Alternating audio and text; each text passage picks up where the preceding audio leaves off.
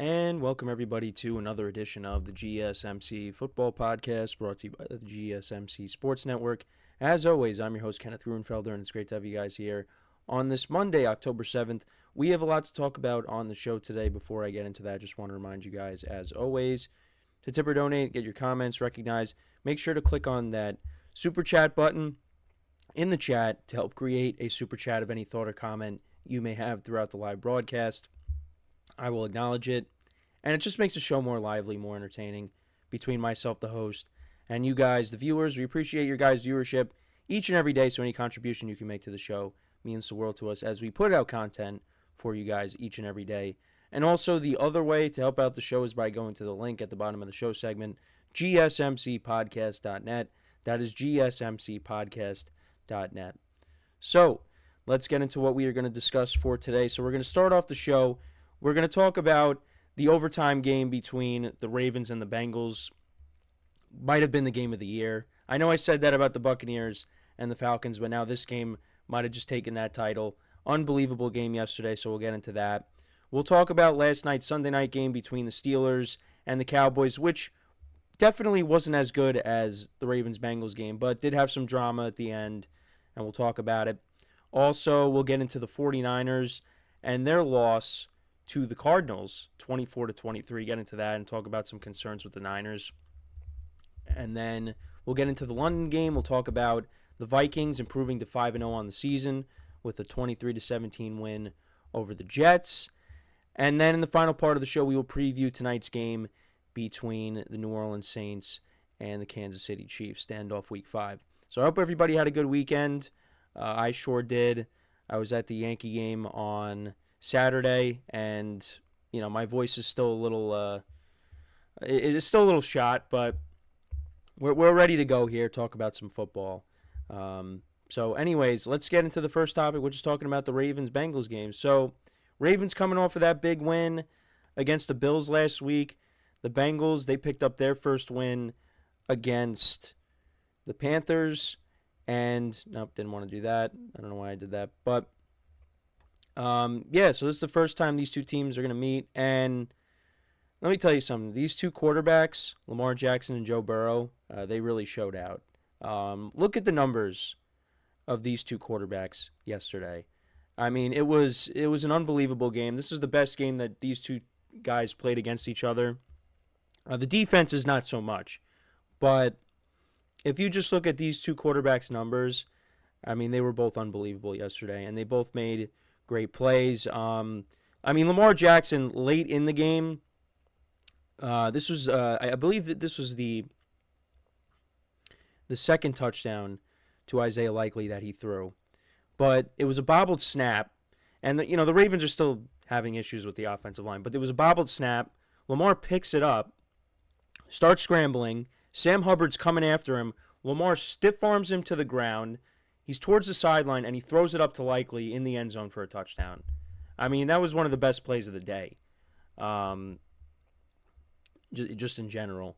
But, both of these guys are spectacular. Unfortunately, for the Bengals, the way their defense is playing, like we know the Ravens' defense is good. It's just, they were going up against a very good offense in the Bengals yesterday. But the Bengals, their margin for error is so tiny.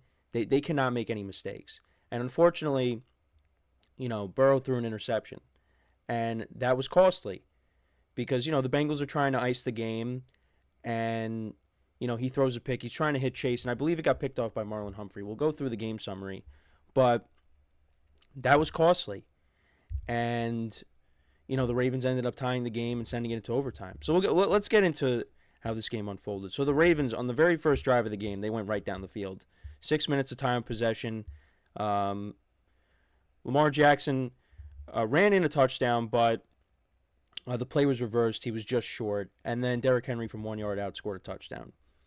Bengals punted on their first drive. Ravens punted on their second drive. And then the Bengals, they went 10 plays, 86 yards down the field.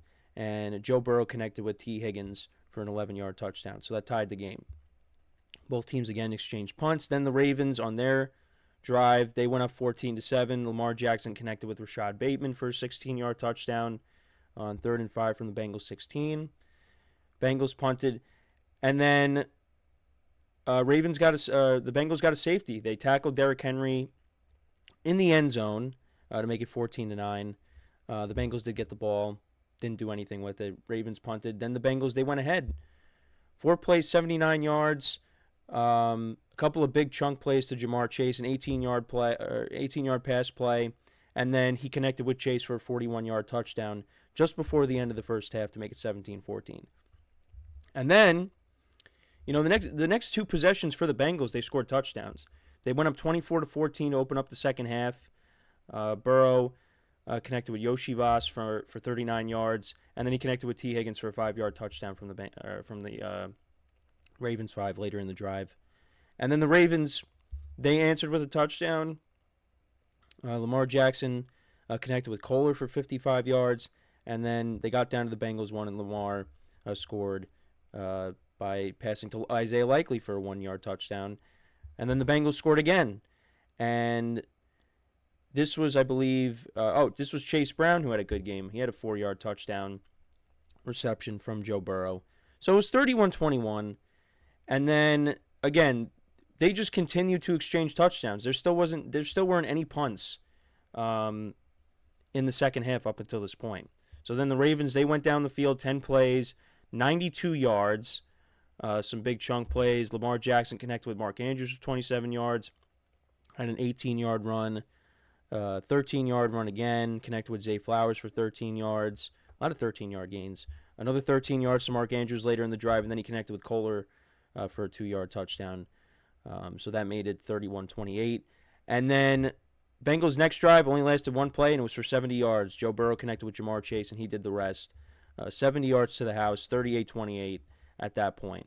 So at that point, I was like, okay, I think the Bengals got this one, right? Not the case. The Ravens, they answered, and this is what I was talking about. So there was a bobbled snap. This was at the Bengals 6. Lamar picks it up. He's scrambling. He stiff-arms Sam Hubbard, and he connects with Isaiah Likely for a 6-yard touchdown. It's an unbelievable play by Lamar.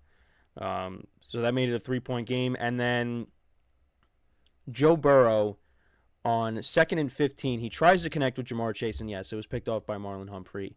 And the Ravens, they got into field goal range, which after that pick, I knew the Ravens were getting into field goal range. You just know. And that sent it to overtime.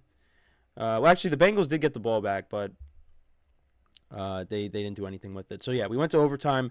However, the Ravens fumbled. Another botched snap, and it was picked up by Pratt, and they brought it back. He runs it back to the Baltimore 38. And some interesting play calling, though. They just kept running the ball, the Bengals. And I'm sitting there going, why don't you pass it? T. Higgins and Jamar Chase are having good games. Why are you passing it? Or why are you not passing it? I guess because they didn't want to risk an interception. But then the Bengals ended up having a bobbled snap, and McPherson shanked the 53-yard field goal attempt. And the Ravens got into field goal range very easily because Derrick Henry, well, it looked like Derrick Henry was going to take it all the way for a touchdown, but he ended up getting down to the Bengals 6, a 51-yard run. And Justin Tucker from 24 yards out kicks a field goal, and the Ravens win the game, and they improved to 3-2 on the season. And Bengals dropped to 1-4.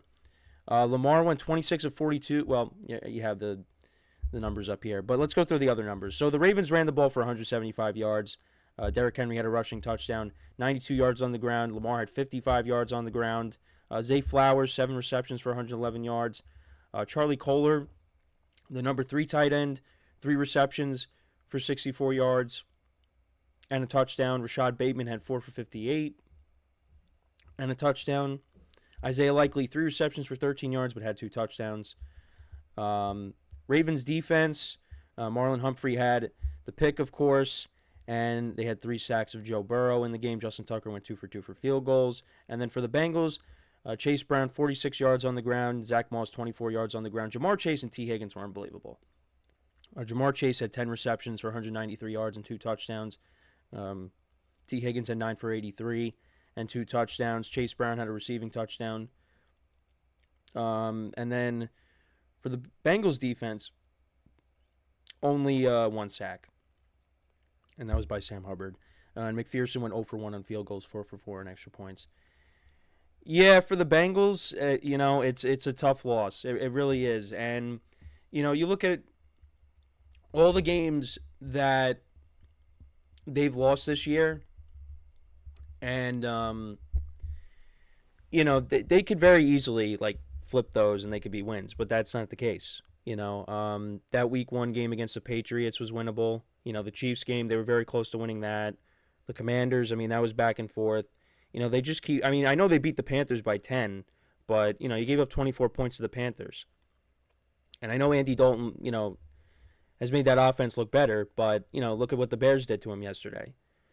It's the big problem with the Bengals right now is their defense. That is what you could point it to. And you could look at, and I was having some conversations about it yesterday, you could look at some of these teams in the past where they've had really good offenses, but they just can't stop anybody. Look at the years that Drew Brees didn't make the playoffs with the Saints. The offense was still solid. It's just the defense was atrocious. The Giants, who got a big win yesterday, same year, 2015, their offense was pretty good, but they had no defense whatsoever. That is what's happening right now with Joe Burrow. Joe Burrow is putting up big numbers almost every week. It's just the defense can't stop anything, and that's why I bring up the margin for error. It's so small. That interception was costly at the end of regulation. If the Bengals can ice it there, we're having a different conversation. But also, I think they should have been more aggressive in overtime. I think you try to, put the ball in Jamar Chase or T. Higgins' hands. They're both having good games. They both have 2 touchdowns. Again, Jamar Chase almost had 200 yards. He should have finished with 200 yards. You should have been looking for him. And they didn't do that. Because I guess they were, I don't know. I really don't know. Were they afraid that Burrow was going to throw another pick? I don't know. What's going on? But, yeah, it's not looking good right now. They're in last place. They're tied, at least for them, they're tied with the Browns. And, they're, I think they're better than the Browns, honestly. The Browns, I think, should make a change of quarterback, but they're still sticking with Deshaun Watson. So, I guess they're just going to continue to lose games. I think it is more than just Deshaun Watson, but still, he's not playing good. But Bengals are tied with the Browns, and the Ravens are tied with the Steelers now, 3-2. Both teams are. So the Ravens look like, they're getting it going, and these last 2 weeks, it was different. Against the Bills, both defensively and offensively, it played well. This week, the defense got shredded, but you still won the game. So this is how good this Ravens team is. They could beat you in different ways. And Lamar Jackson played really well, both throwing it and running the football. And, of course, Derrick Henry makes a difference as well. They got the tight ends involved. So, you got to be happy if you're a Ravens fan. For the Bengals, you take on the Giants next week.